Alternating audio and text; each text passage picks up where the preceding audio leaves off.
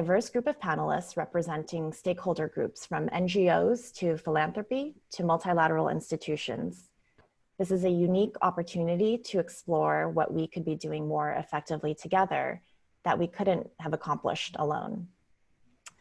And with that, I'd like to introduce our panelists today. But first, let me do a quick self-introduction. My name is Leslie Tsai. I lead the grant-making portfolio at the Chandler Foundation, where our mission is to promote good governance, vibrant marketplaces, and flourishing communities. I'm a lawyer by training, but most of my career has been devoted to global development, which is extended to my work here at the Chandler Foundation. I'm now doing a lot of learning about governance and anti-corruption, as our foundation has recently incorporated these sectors as pivotal ways to achieve development goals. Now let me introduce the experts on the topic. Camille Ice is the Chief of Global Partnerships and Policy at the Organized Crime and Corruption Reporting Project. She leads strategic planning, development, and communications, as well as advocacy on issues of media freedom and sustainability. Prior to joining OCCRP, she served in the Obama administration at the State Department and USAID. There, she led engagement in the UN's SDG negotiations in response to a series of humanitarian emergencies. And OCCRP was also this year's recipient of the Skoll Social Entrepreneurship Award, and we'll be hearing a few words from the Skoll Foundation at the conclusion of this conversation. Next is Francesca Racconatini. She is a lead economist at the World Bank and has worked on institution building and corruption for more than 2 decades. She joined the World Bank in 1998 and has worked on this issue in many different regions, from Eastern Europe to Sub-Saharan Africa, Latin America, and the Middle East. She has published widely on the topic of corruption, and I personally came across her work when Francis Fukuyama, who some of you may know from your Political Science 101 course, shared a fascinating paper that they co-authored together on the importance of power in politics and not just technical interventions to address corruption. Next is Vera Mishana. She is a program officer on Ford's international programs, natural resources and climate change, and civic engagement and government team. At Ford, she has worked on many areas that intersect with anti-corruption, including government transparency, tax and budget systems, and responding to the challenge of closing civic space. Prior to joining Ford, Vera was a program officer at the Open Society Foundations. She's a recovering lawyer by background like myself and a fellow steering committee member of the Transparency and Accountability Initiative, which is a network of foundations working on topics like the one we're discussing today. And last but not least, Stephanie Bluma is the Chief Communications and Campaigns Officer at Open Government Partnership. In this role, she leads global advocacy initiatives for an organization dedicated to ensuring governments are accountable, transparent, inclusive, and participatory. At OGP, she led a number of campaigns, most recently the Open Response and Open Recovery platform, to share responses that governments have been taking to COVID-19. She served as a presidential appointee at USAID and also spent more than a decade at public relations agency Weber Shandwick, from which we at the Chandler Foundation also recruited my newest colleague, Rose Berg, who's played an instrumental behind the scenes role in this roundtable today. So with that, let me begin our discussion with today's panel. And Stephanie, let's start with you. So the world has changed quite a bit since SDG 16 was reviewed at the UN High-Level Political Forum last year.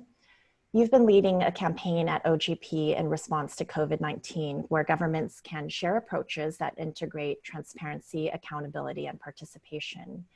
In your opinion, will the recent pandemic accelerate or hinder governments in their achievement of SDG 16? Yeah, thanks for the question. And thanks for having me and for hosting this important conversation. You know, I think the response to COVID and the work around SDG 16 and the SDGs at large, it has a few things in common that I find interesting. The first is, at a high level, some of the messaging is similar. They're talking about together, working on it, everybody has a role to play.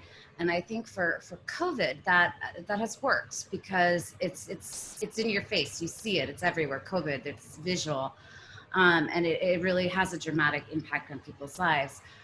On the SDGs, I'm a little less sure that messaging works. And I think one of the issues with it is once you get below that, it becomes very programmatic and it doesn't become real. So we start talking about 16.1 and 16.6, and we don't really get into explaining an issue like anti-corruption, which we talk about sometimes in dollars and the trillions, and we don't necessarily bring it down to how does it, when your tax dollars are siphoned off in corruption, that impacts your water, your education, your health services, the things that you expect your government to provide for you.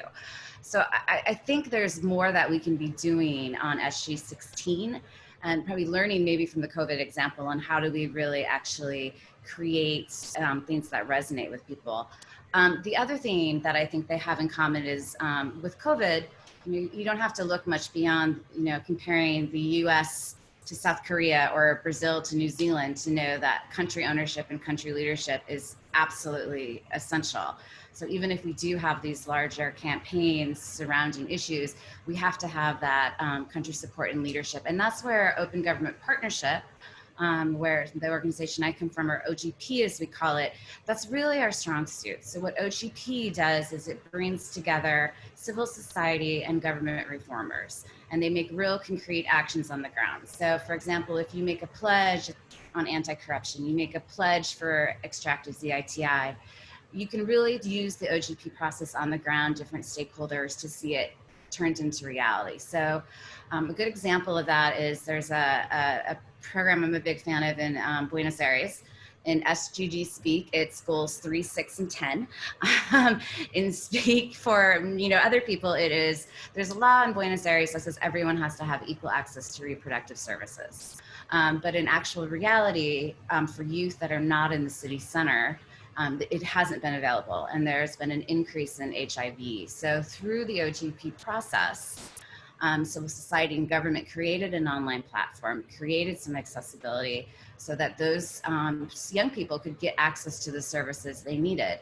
And another interesting part about OGP on that one is then after this program is deployed, there's an independent reporting mechanism that actually looks at what happened and holds some accountability. So I think those are some important things. And for SD 16, I think there's 2 other themes, and they relate to COVID as well. First is overall gender and inclusion, and making sure everyone has a voice beyond the vote.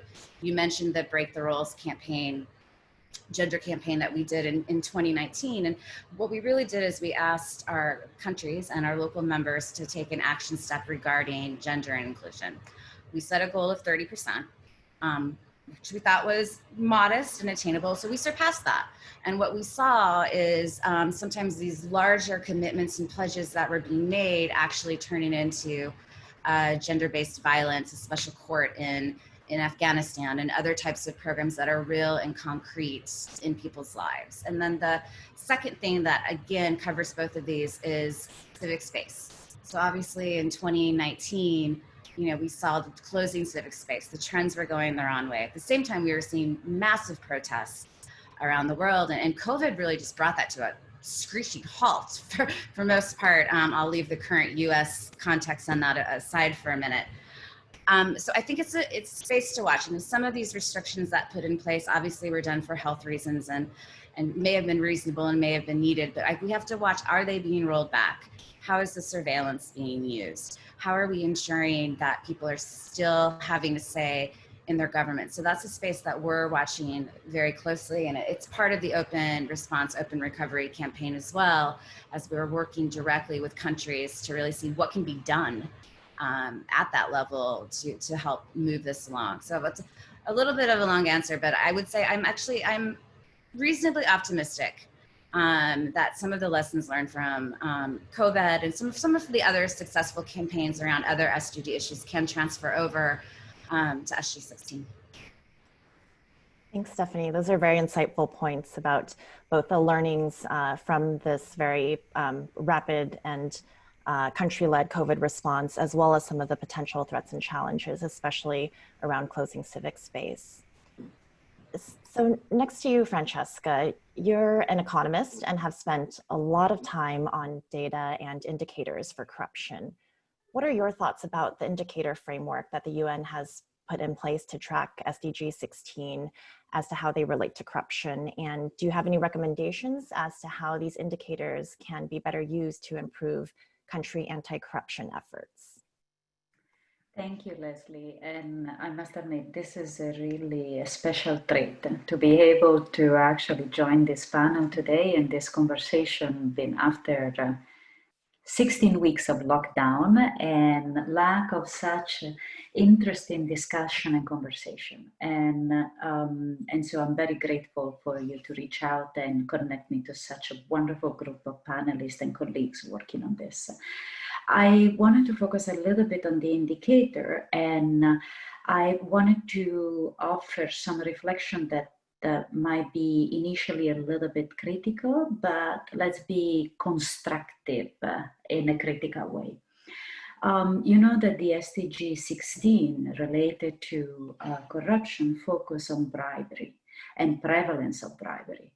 And if we focus and we narrow the phenomenon of corruption on bribery payment and bribery prevalence, we are really at risk of losing an opportunity to address the problem and to really focus on the most important aspect. And I think that here, if our colleague listening into this conversation are reflecting and still thinking of what Stephanie was suggesting, if we only focus on bribery now in the emergency of the COVID-19 response, many of the phenomena that she was referring to, they are not going to be categorized as corruption. And I think that this was the compromise that all of us in this community had to make to identify the one measure of corruption and to have it within the SDG indicators. That doesn't mean that that's the only measure. That doesn't mean that our work is done when that measure improves. Corruption, and I'm glad that you quoted the work that I've done with Professor Fukuyama, it's about power. Who has power and how they abuse it, and how they don't have accountability mechanisms that keep track of what they're doing. If we think of corruption in this way, then we realize that corruption can take many forms and many manifestations. Bribery payment is one of the manifestations and is the one that often has been also the easier to measure because there is a transaction, because there are two people in the transaction and you usually can keep track of that.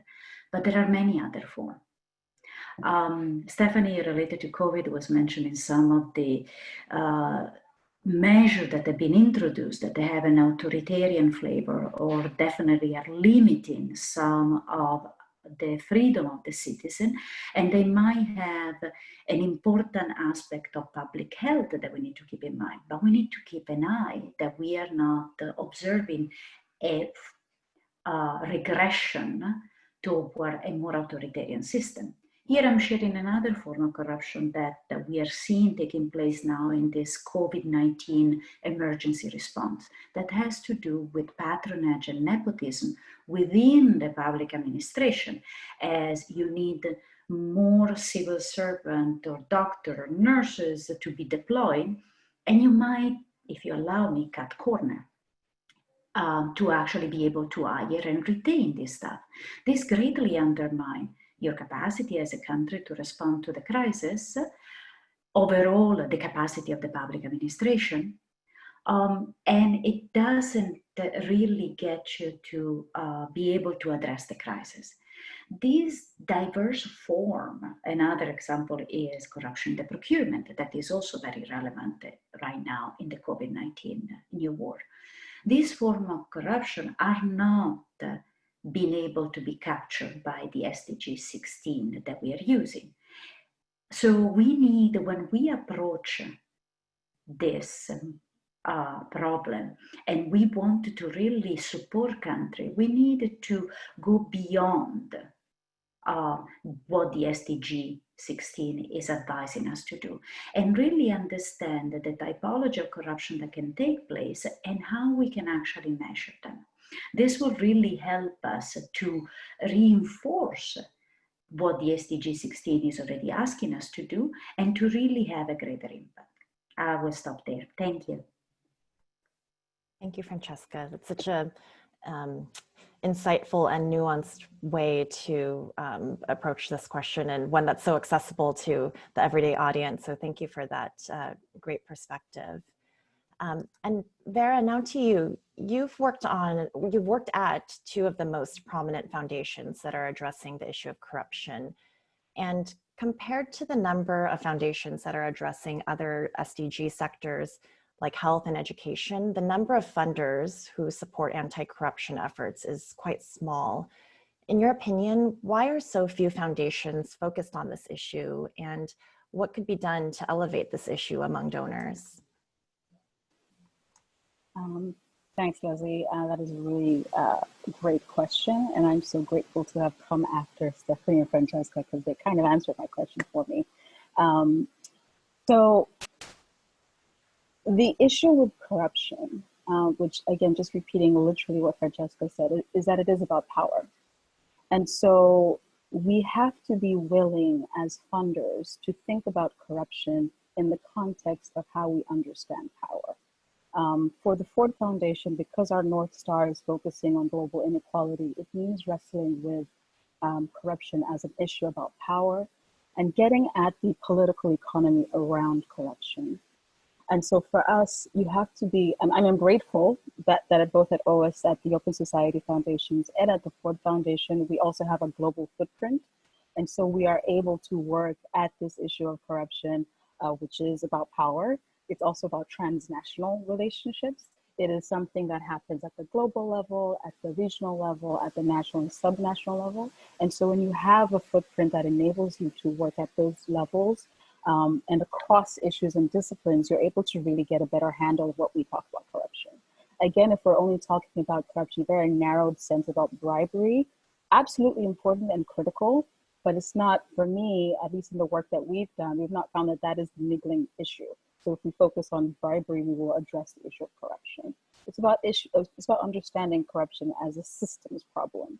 And so I'm very grateful that in that context, and especially in the programs that I work in civic engagement and natural resource and climate change, you can't but wrestle with the issue of corruption as one about power. And so my invitation to other funders is to, first of all, be willing to think more politically about this problem. It's and understand that it actually undergirds everything else we're trying to accomplish through the SDGs, because it is in every discipline, it is within every sector. The sectors that we focus on at the Ford Foundation, natural resources, it's absolutely within there, especially when you look at the fossil fuel industry and mining regimes. And if you understand it as one about power relations that have various dimensions to it, then you're able to invite more people to work on these issues as well. So for us, not think of it as a global governance problem or as strictly about transparency and that's it. It is thinking about movement building. It is thinking about investigative journalism. It is thinking about shrinking civic space, but not but thinking, yeah, it's about thinking about how corruption enables shrinking civic space, because those actors who are trying to fight and resist corruption are being threatened, but also thinking about how do we raise the political costs so that those who are being threatened are able to do the work around tackling corruption. So it allows, so if we're able to think in that more complex way, because it is a complex problem, then I do think that there also creates a lot more room for other funders of various types, so not just philanthropy, but also bilateral organizations and other types of foundations to get within, to more actively work in this space, or frankly to even call out that they are actually working on corruption, but they just don't call it that. And so one of the things that we recently did, because we were also trying to wrestle, how do we work politically, more politically as a foundation, given the constraints that we obviously don't do lobbying or any of those things, how do we best support organizations and institutions to work in this space? And what we did was recently commission a study on this phenomenon called state capture, which I'm sure everyone on this panel is familiar with. It's an often used term, but very misunderstood, or it means very different things. And then in that document, we were able to actually understand, okay, what does it look like in very specific contexts? How do you tackle this issue as a global question? How do you tackle it regionally? Is there a role for us? And we're hoping in the coming weeks and months that we'll be able to release this document publicly, and then also invite more people to feel that they can, wrestle with this thing with us together. The last thing I'll say is also recognizing this is a long fight, right? It's not an easy fix. You can't say I'm working on corruption for 1 year and you've solved the problem.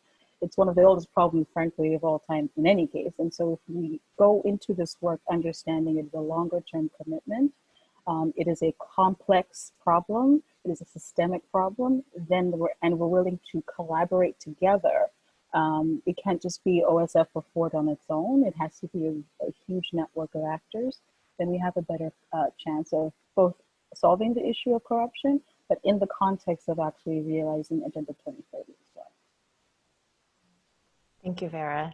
I'm so glad that, not knowing what response you would give, that you followed Francesca, because I think this point about corruption being about power is so important. And oftentimes in our work, we get kind of pigeonholed into our narrow area, whether it's bribery or other sectors within corruption. So thank you for that response. Camille, next to you. So OCCRP directly addresses SDG target 16.4 to reduce illicit financial and arms flows, strengthen the recovery and return of stolen assets, and combat all forms of organized crime. Has the framing of your work within a SDG target, which was not the case under the MDGs, help advance your work, and if so, how? Great. Thanks, Leslie, and thanks to you and Rose for pulling us all together.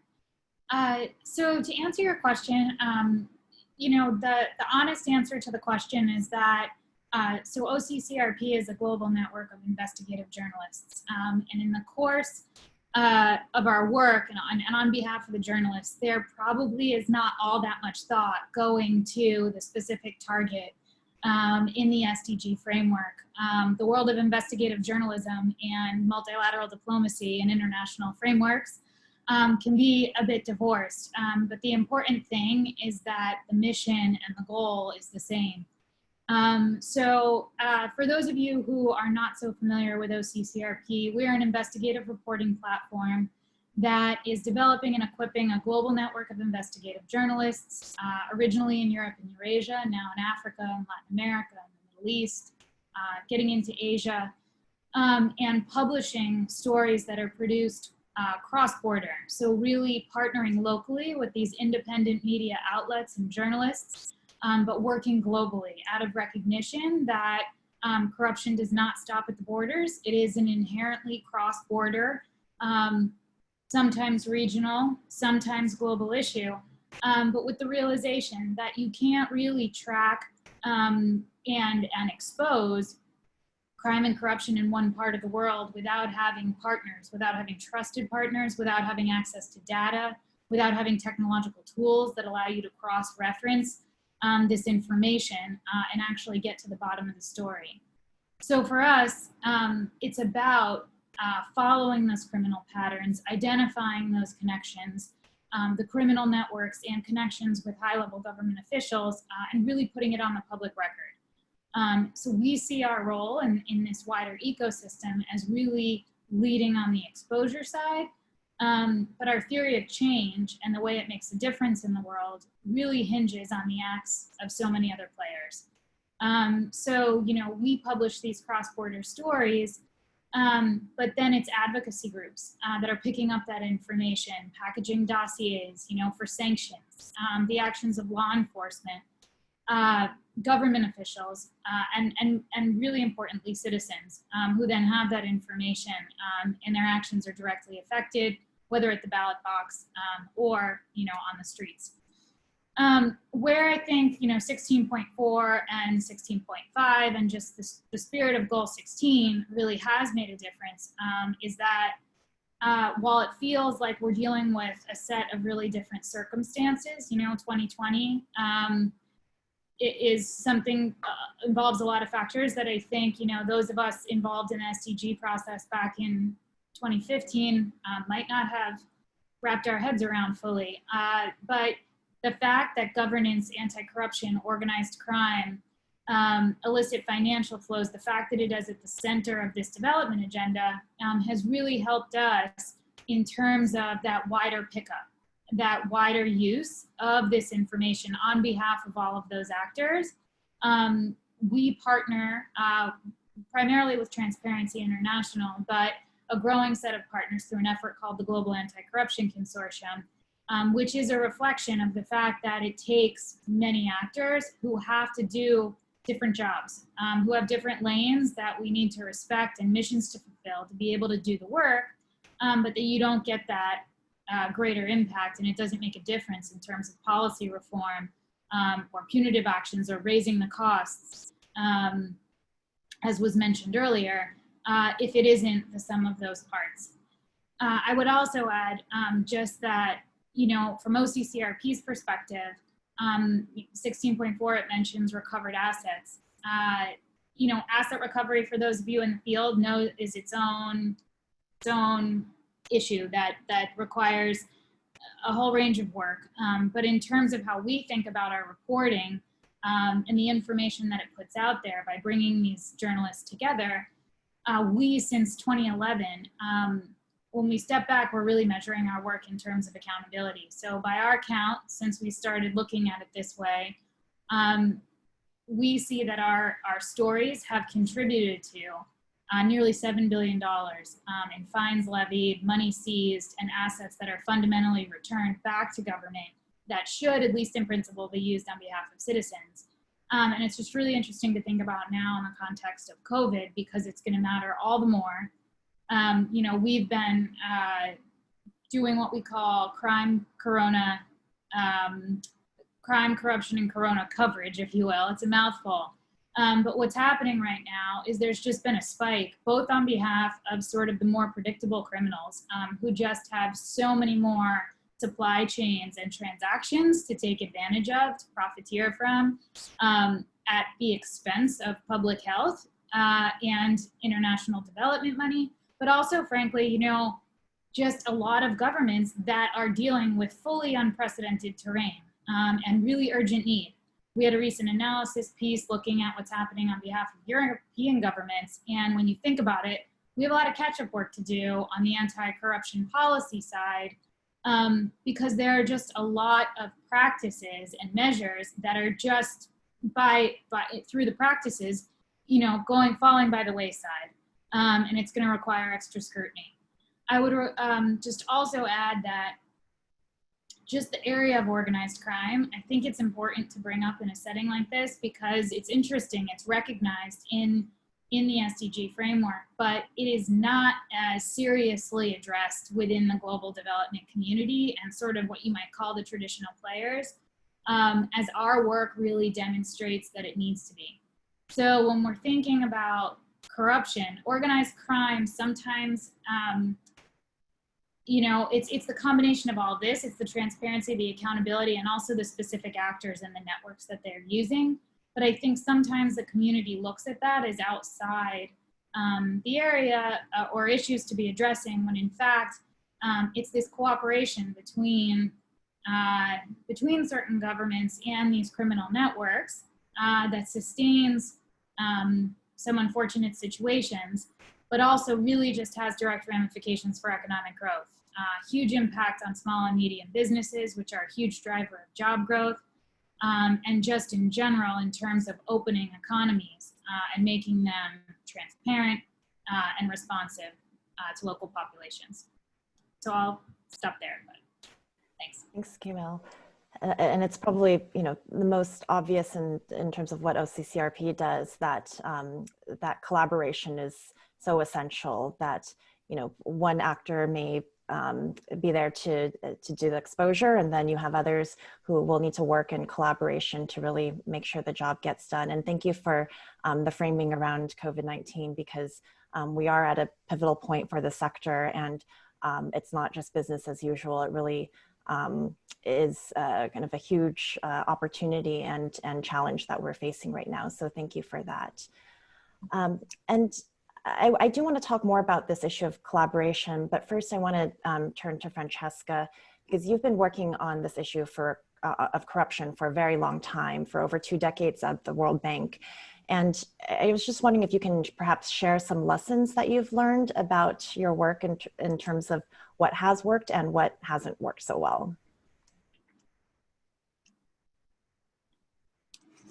There, I'm muting myself. Thank you, Leslie. I'm gonna actually reconnect to some of the themes that have been mentioned by all my colleagues during the panel.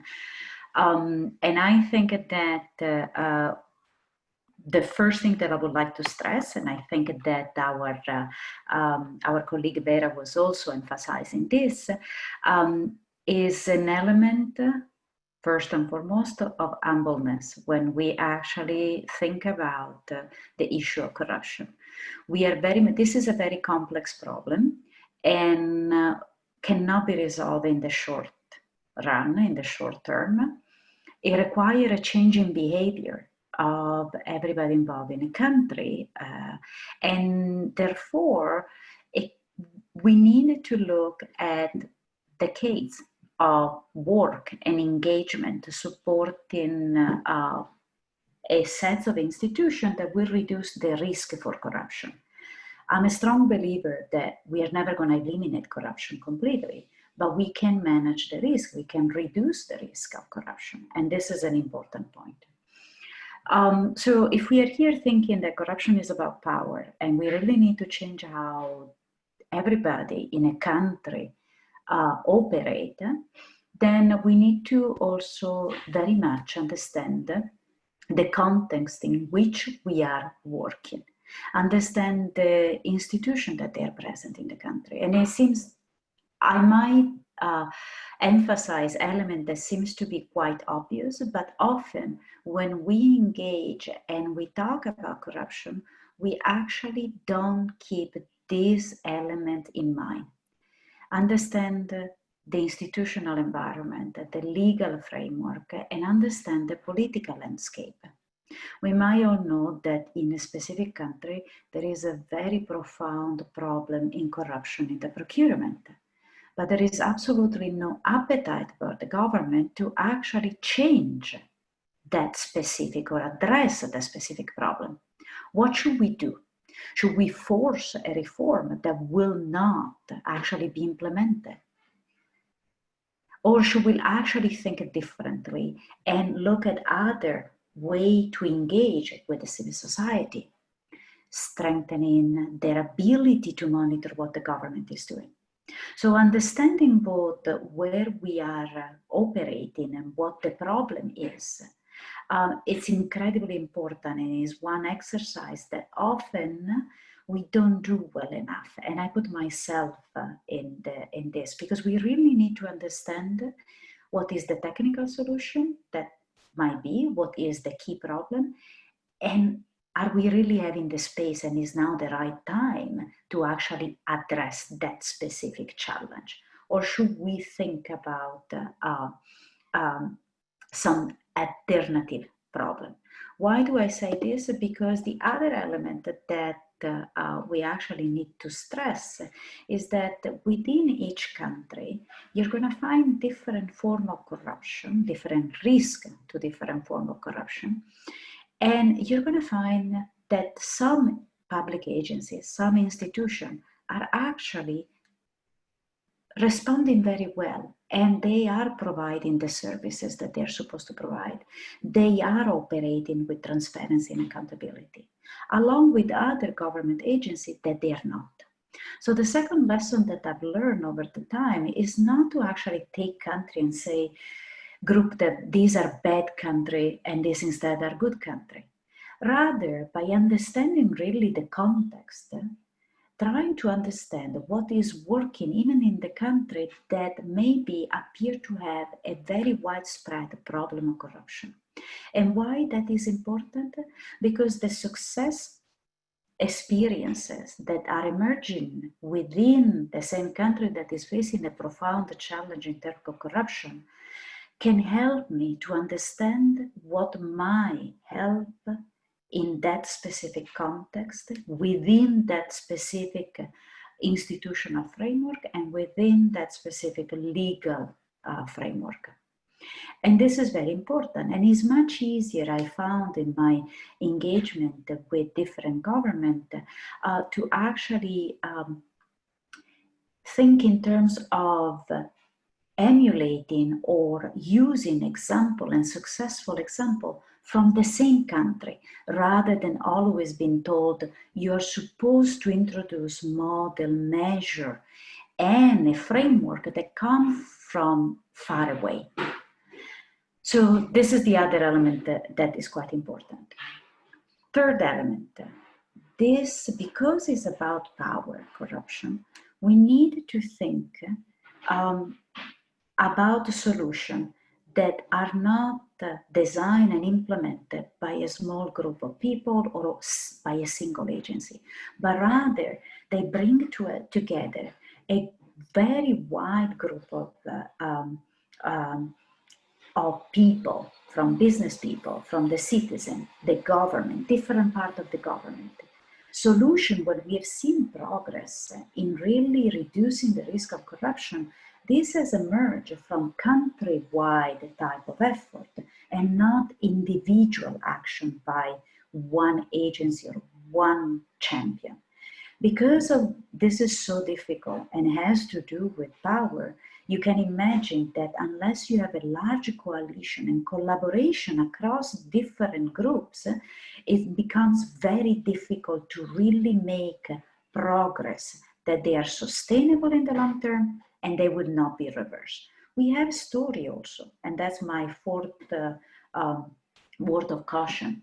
We have story of reform being implemented quickly, for example, in response to pressure from the outside, either because the country was trying to become a member of the OECD, or they were trying to become a member of the European Union, right? Laws are passed. Reform are initially implemented. As soon as the policy carrots, if you allow me, has been given and has been achieved, the policy are reversed. And unfortunately, I know too many of this story. So I think that it's also important to understand that to have such a change, we need to keep in mind that the process of change is not going to be linear. There are going to be obstacles. Step forward and slow step downward and backwards. And in this effort, we need to keep in mind that if we have a broad coalition and supporter for this change, the risk of falling backwards and undo what has been done is going to be reduced. So I will stop here. I saw a couple of questions on the side, but we will answer it later on the chat box. Thank you. Yes, absolutely. Thank you, Francesca. And it's a great point that you closed on, which is the importance of collaboration and coalitions. And Stephanie, at OGP, it's inherent in the structure that it's a multi-stakeholder effort at the country level to deliver upon the transparency and accountability action plans that the countries have put together. So I was just wondering, based on your experience with multi-stakeholder collaborations, what can we be doing together to better achieve goals around anti-corruption, and what are the roles that each of us have to play? Yeah, great question. And I think part of the answer you're seeing on your screen right now is having different people playing different roles who are part of this conversation, whether it's, Camille, where they're really exposing some of these things that happen, or it's, people. I really liked the Vera and Francesca's point on it's really about power. When we did our Break the Rules campaign, we approached it like that. It was really about power. And one of the people that was an ambassador for our campaign was a member of leadership in parliament, a young woman in the Kyrgyz Republic. And her big focus was anti-corruption. And she was talking about how she needed to use within the OG process, bring in so many different people, whether it's from the government leadership, from the parliament, working with civil society to actually see any real movement on this and to prevent backsliding. So I think it's conversations like these and people working together. And then I always, I come to this from the communications and campaign side, so less the policy side. And one thing I always like to talk to about roles is there's a lot of things that can be done across an organization and across stakeholders to really make this issue work. And Francesca mentioned stories, and I always worry that there's out there, and you see these numbers talking about these huge amounts of numbers, whether it's what's lost to corruption, these trillions and trillions in these stimulus packages. And I think to some degree it becomes a self-fulfilling prophecy that it triggers in people the narrative that they already have, that this can never be solved. Because they're just hearing those numbers. So, what we try and do at OGP is really pull out the stories of things that are good. And they're not always perfect, but they're headed in the right direction. So people can see what's being done. And there's a story our CEO uses often in Kaduna, Nigeria, where they had huge issues with corruptions on contracts for roads and hospitals and schools and things not getting built. And one of the ministers there had an idea of how to enlist citizens in solving this problem. So it's called the Eyes and Ears programs, and they have their phones. Like everyone, almost, not everyone, most people have phones, and they're taking pictures of these projects in real time. They're reporting it back into the ministry, which is also reporting it into the legislative branch to actually take actions. It's not perfect, but it's definitely an interesting way that it highlights the issue, but it also gives citizens a role to play, where they can actively be doing something. And we're seeing programs like that replicate elsewhere. So I do, and I think the foundations, I know Ford does some great campaign work across on issues and journalists. So I said before, it's really protecting the journalists who are doing this work. And the one other point I want to make is I saw a survey of Fortune 500 CEOs, it was a couple days ago, and it's in response to COVID. And of course, they rated themselves as the best responders to COVID. Corporate America has been the best, surprisingly. But they also, 64% of them said, they signed on to the Business Roundtable statement, which essentially is about corporations having a role to play in society. We need to hold them to that, and we need to tap into them and their energy and their resources, and we need to make this creative, compelling case for why it's good for us, but it's also good for business. I mean, if we're looking especially at millennials and others, they expect this. This isn't an extra bonus. This is what they expect. So I think the private sector, and we work, our current co-chair is on the B team, and we work with them. So I think that is an area that I would like to see more creative thinking about how do you really get them involved in this. I'll stop there. Absolutely. Thank you, Stephanie. Just a flag, we are running a little bit behind, but I still have another question for both Vera and Camille, and we have some great questions from the participants coming in. But first, Vera, in your role at Ford, you have sightlines into a number of institutions here, whether as a funder of OGP or as an institution that supports NGOs that are advocating to the World Bank. Do you have any asks of your colleagues on this panel today that might help us better achieve our goals around anti-corruption and development? I have lots of asks, but I think one of and this also relates to this moment, right? We have an opportunity, as many people have written about, that we can build back better. And so not thinking of the recovery from this crisis as a returning to business as usual, but really capitalizing. And in many ways, a lot of the things that seemed impossible, even just in January of this year, suddenly there's a policy opportunity. Governments are seemingly more receptive to doing things radically different and at a global scale, because this is a global pandemic. And so my question, and I'm sure every person on this call has been thinking, okay, well, what is the thing that we're going to do?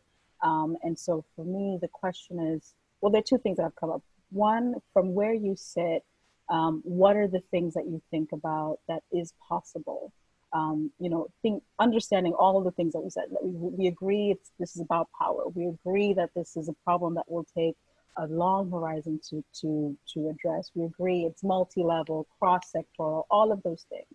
What are the things that you would like funders such as myself, as well as bilaterals, to be thinking about? Because there's a lot of money that's floating towards sort of the immediate response, as well as the economic response. So I worry that there's a shifting of prioritization. So what are the things you would like us to really stick to?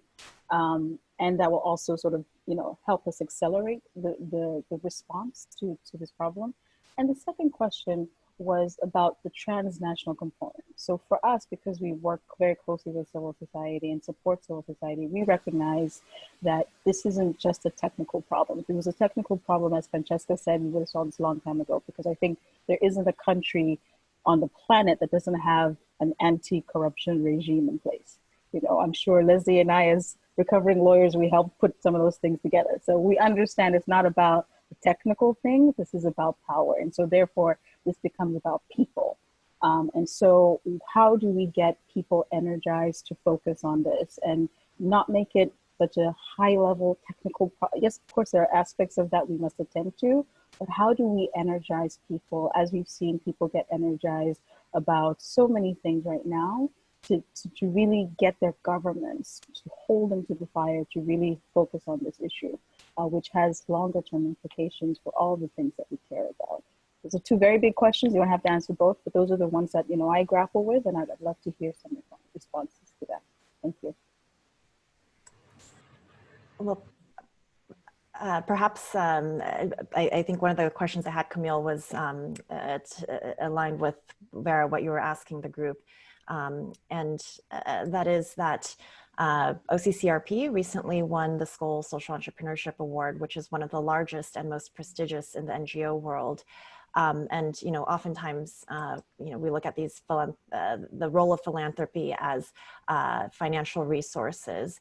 But in your opinion, and I know this is kind of a new award, but you've been partnering with foundations for a very long time. What role does philanthropy have to advance the anti-corruption agenda? And perhaps you can respond to some of Vera's questions as well. Great. Well, first, yes, I just have to underscore what an incredible opportunity the Skoll Award is for OCCRP, and just how tremendously appreciative we are. I'm not sure if there are others on the call who have been involved in that process at all, but it is just the whole next level in terms of getting to know an organization and what that really means. From the work you see to the work you don't, the culture, the moment that we're really in as an organization, and what it takes or will take and means for us to move to the next level.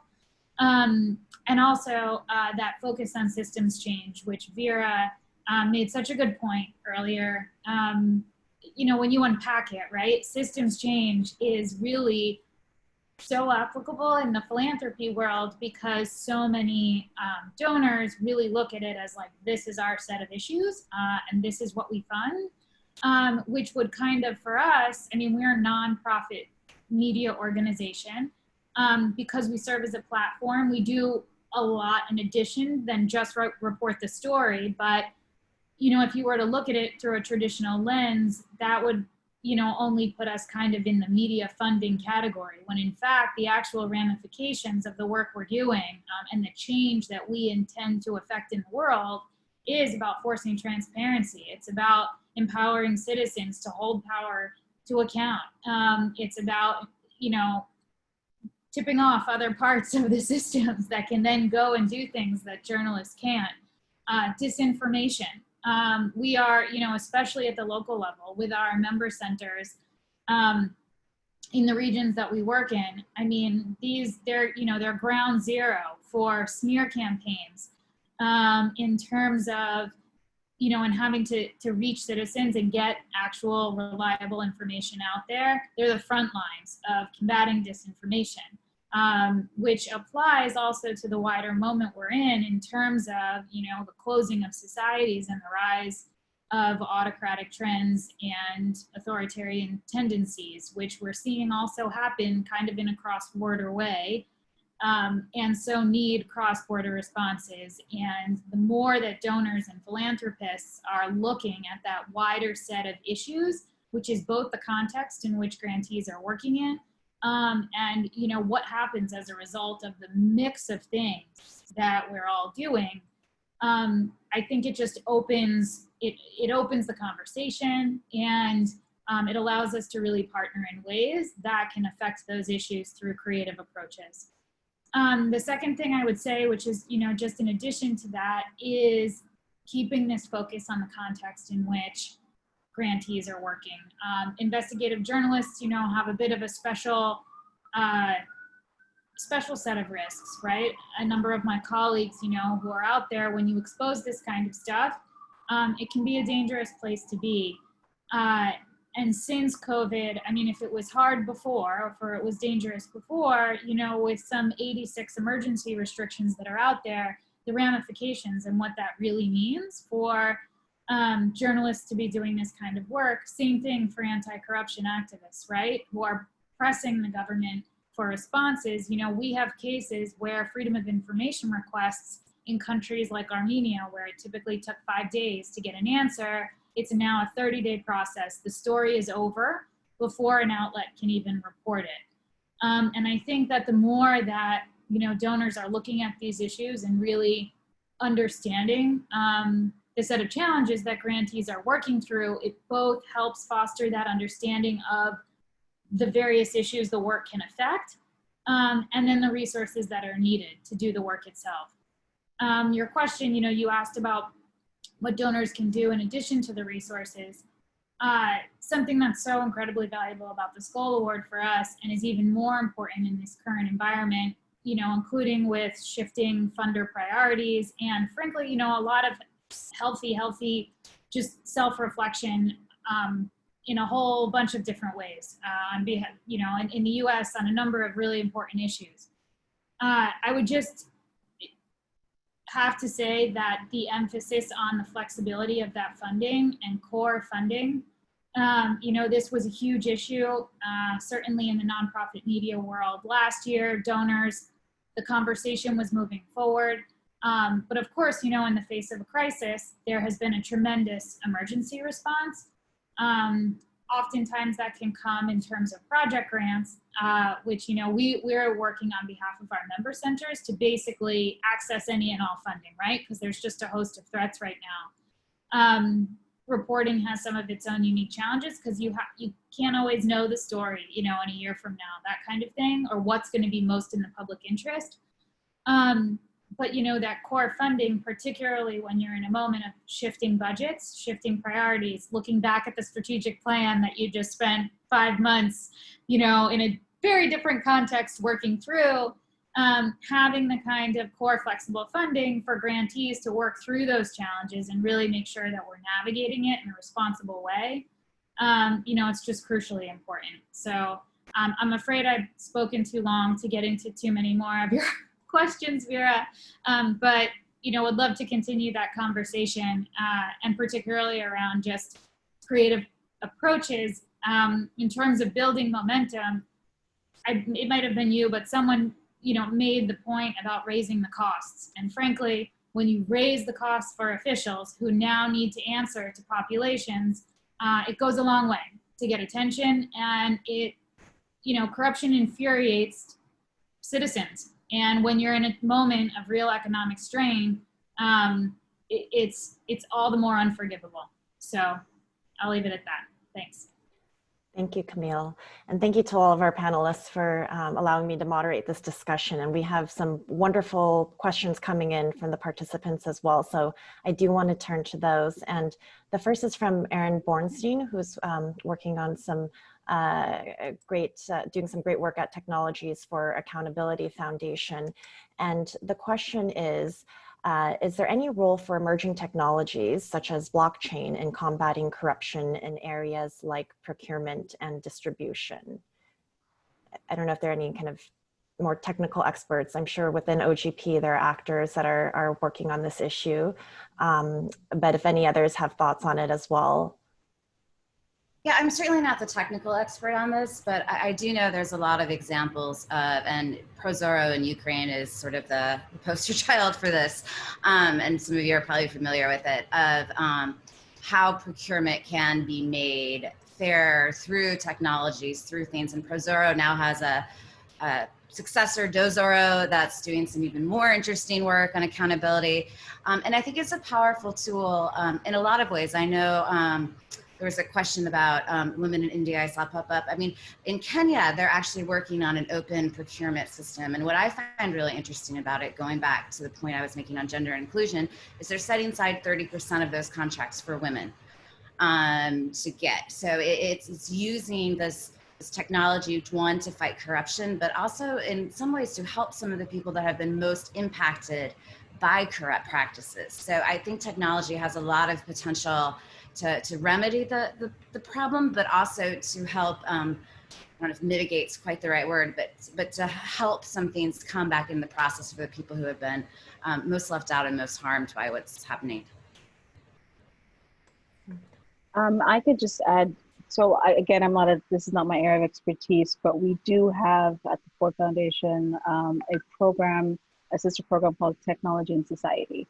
And so this is one thing that I myself, because of the promise of blockchain to a distributed ledger and all the things that it's supposed to do to offer so many solutions, but I've been met with skepticism. So I've been told, yes, there's a possibility, but it's more about the information you put in. So if the information you put in is not great, what you'll get out will equally be terrible. So I don't know. I mean, I'm curious, as Stephanie said, there's some interesting things happening in Africa, in Kenya. I think there's also a couple of countries in West Africa that we're exploring. I think in Latin America, I believe it was Peru that is using blockchain to improve its tax system, like some aspects of tax administration.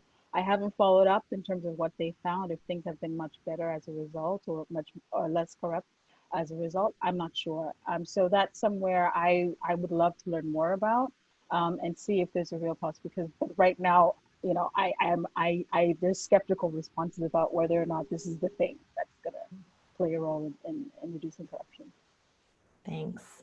And the next question we have is also related to procurement, which is, as a large percentage of corruption incidents relate to the diversion of funds that should go towards national procurement, what more can be done to enhance national governance capabilities to manage funding or financial management within funding organizations to protect money?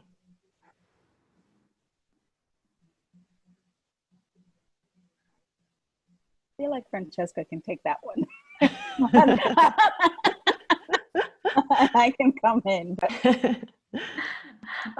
Thank you. I actually was still reflecting on the tools that you were discussing before and debating whether to intervene. And this is again about the tool. And I'm also a little bit reading all the, I don't know, Leslie, how you're going to do, because we have hundreds of questions coming in and they are all very interesting and deserve an answer. When it comes to the tool, and I'm glad that Stephanie mentioned Prozoro, I always felt that this tool, these new technological tools, are incredibly helpful to increase transparency, but they only are as successful as they are introduced in a system where there is some form of accountability. So I don't want to sound as the negative one, but in some cases I've seen actually the possibility, of introducing some of these tools and create an expectation from citizens of the business sector. And then this tool actually simply highlight the problem that then there is no follow-up, creating even more a further decline in the trust of the citizen in what the government can do and straining even more the relationship. And I think that this is an important element. This tool can be incredibly powerful, but alone, they're not a solution. And I think that for a moment, some of us hoped that they were the solution, but many other pieces should be there. I also own an answer to a colleague that pointed out in the chat box that wanted to ask directly to me what the bank and the private organization can do.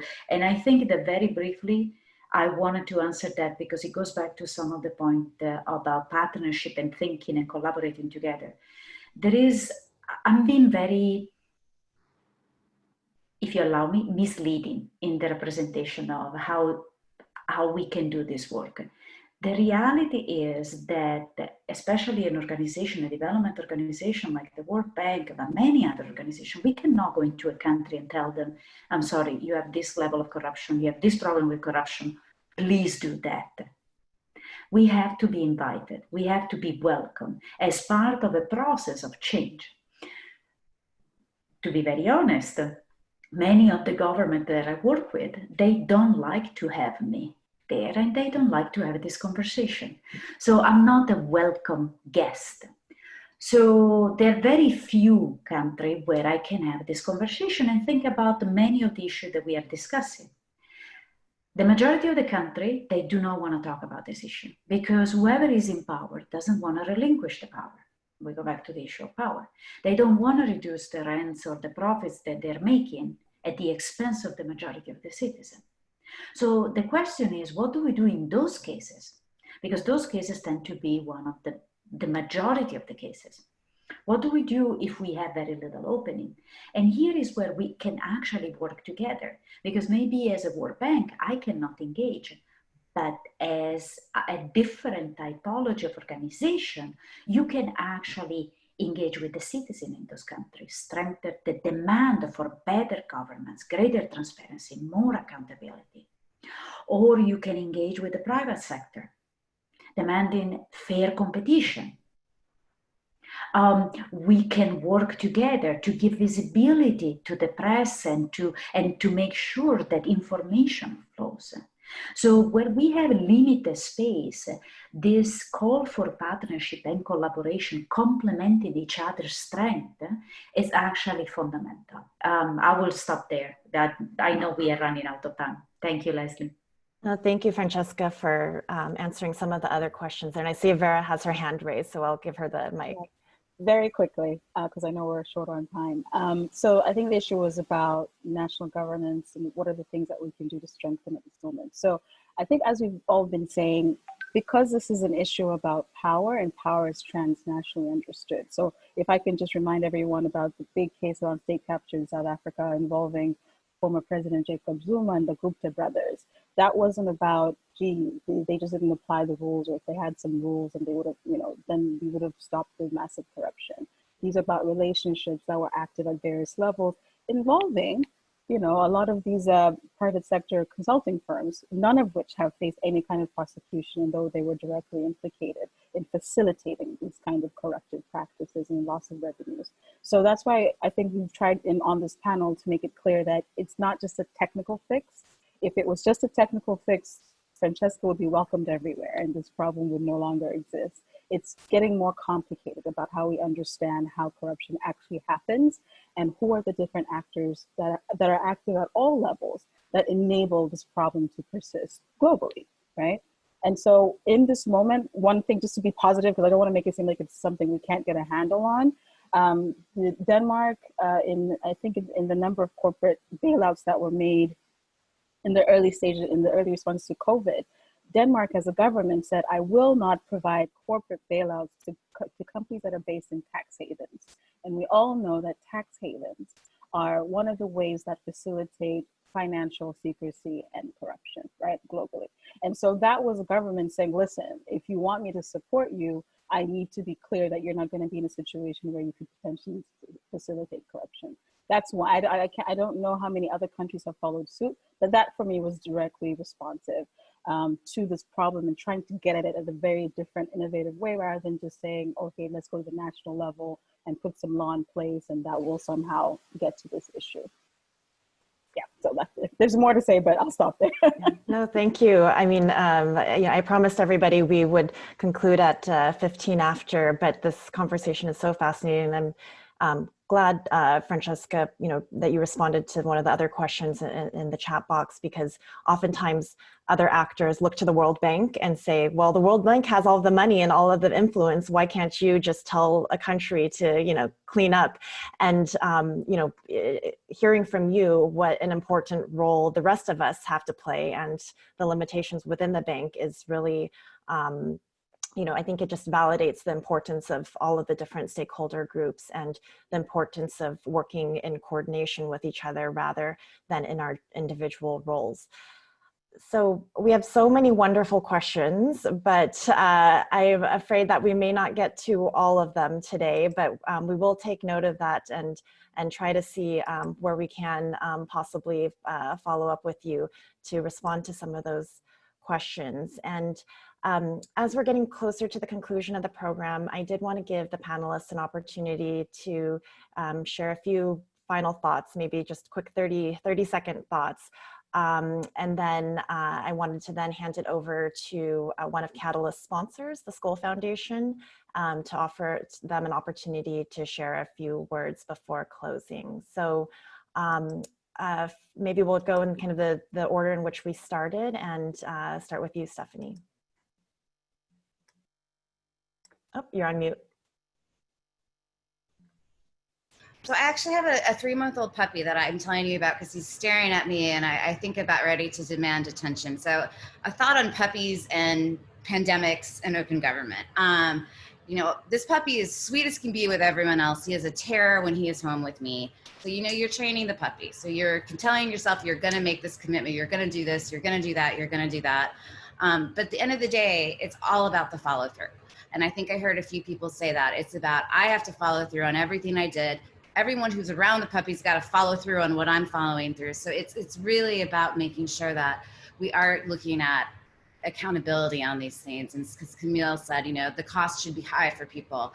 So that's puppy and pandemics. That's cross your fingers. I'm going to mute so barking does not occur. But thank you for having me. Much appreciated. Thank you, Stephanie. Now over to you, Francesca. Thank you. That very interesting. Puppy and pandemic is very difficult to follow up after that closing remark. Trying to answer one of the questions, and in my closing remark, someone raised the importance of education. And I think that is something that we haven't stressed enough during this conversation, because, in 75 minutes is difficult. But what we can do in terms of really sharing the tools, but also the rights and how citizens can get engaged, the new generation. I'm already at the end of it. The new generation need to understand what their rights are, how they can get involved, and how they can make a change. And that comes through really starting very early on to make them part of a conversation and to really emphasize the importance of education.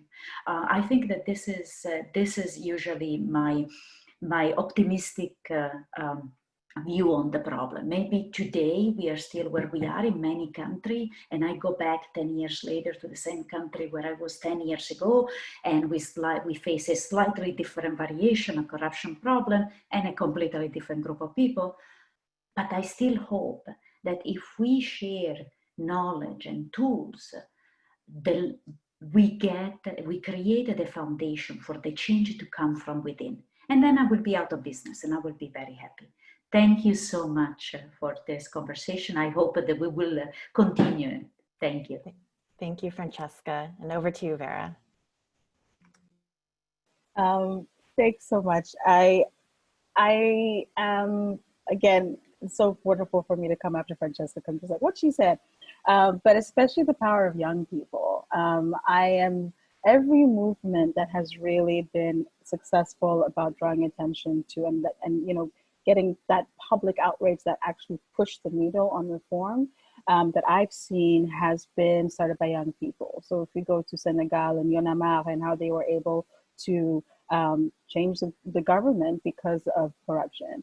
The same thing around what we saw in South Africa with the Fees Must Fall movement and how that catalyzed change and is continuing to catalyze change on how we think about change of education curricula, what we're seeing in this country with the Black Lives Matter movement and police brutality. So I just feel like The energizing or the optimistic element here for me is about people power, and especially young people and social movement building, and really to encourage funders to think. I think this is one area, hands up, we don't do very well how to support that energy effectively.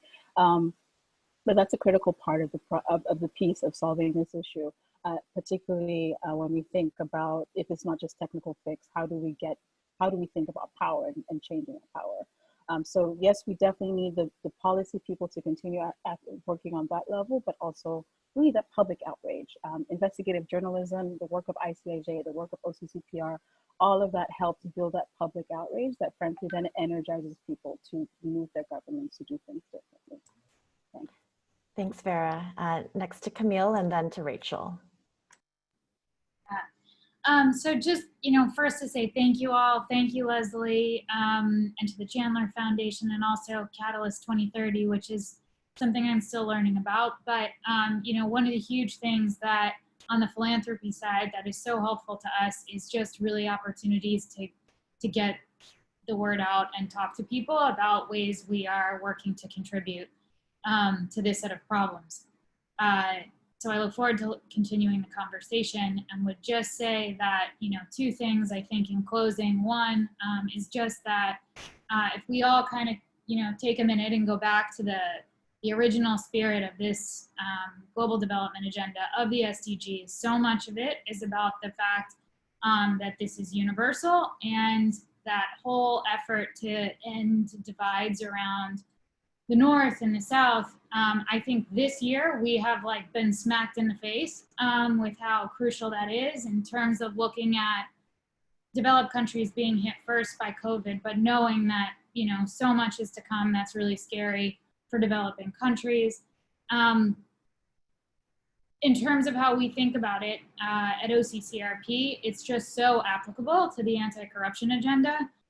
We often talk about it in terms of the globalization of crime and corruption and the wealth transfer between the developing world into or being hidden in the developed world. And it's why we put so much emphasis on the cross-border approach, on working globally and partnering locally, and really looking at what it means in terms of actions and effects at the local level, but also in terms of the global financial systems and loopholes and tax havens, et cetera, that are really the enabling environment. Which just brings me to the final point, which is just recognition or a reminder that, at a time of crisis and uncertain economic need, a lot of the money that is needed is in fact out there, but a lot of it is hidden. And it's, incumbent on all of us to really be thinking creatively and pushing this agenda and exposing that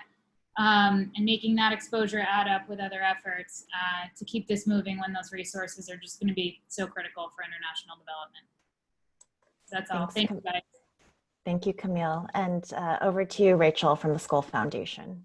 Yeah, thank you so much. And I'll be brief. I'm Rachel with the Skoll Foundation. A huge thanks to Leslie for doing a really masterful job at moderating today, and to the Chandler Foundation and Catalyst 2030 for including us. As you heard, OCCRP is one of the newest members of our community. We're really thrilled to welcome them as a Skoll awardee. I also know OGP personally from a past life at Omidyar Network, and really respect and admire your work. This work is fairly new to us. We're in the process of really reimagining and identifying our own priorities with this real recognition, Vera, that you spoke about of, how much about sort of especially transnational corruption, really underpins so much and undermines so much of the work that everyone in our community of Skoll awardees is trying to do, and how important it is to really address and fix some of these systems in order to really achieve the SDGs. So we're excited to be learning along with all of you, and really eager to continue the conversation. So really a huge thanks to all of you, and more from us soon. Thank you, Rachel. So just a few thoughts to close, and mostly to summarize some of the themes that arose from today's conversation.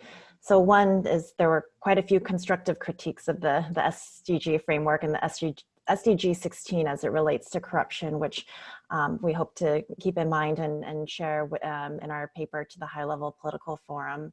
Another one was that corruption is about power and that we must be humble because it's a complex long-term systems issue. And this is why collaboration is so essential, especially because of the political sensitivities around this topic and the different roles that we have to play. And of course, this kind of final note of promise that we've heard in terms of the importance of young people and their public outrage, and the promise that hopefully the next generation will be different. So one of the actionable next steps from this roundtable is that Catalyst has been invited to submit a paper to the UN High-Level Political Forum on recommendations relating to the SDGs. We heard some very insightful comments today from the panel, but if anybody in the participant group has thoughts to share, please feel free to email us at info@chandlerfoundation.org. And thank you again to all of our panelists and to our participants today for a wonderful conversation. Thank you.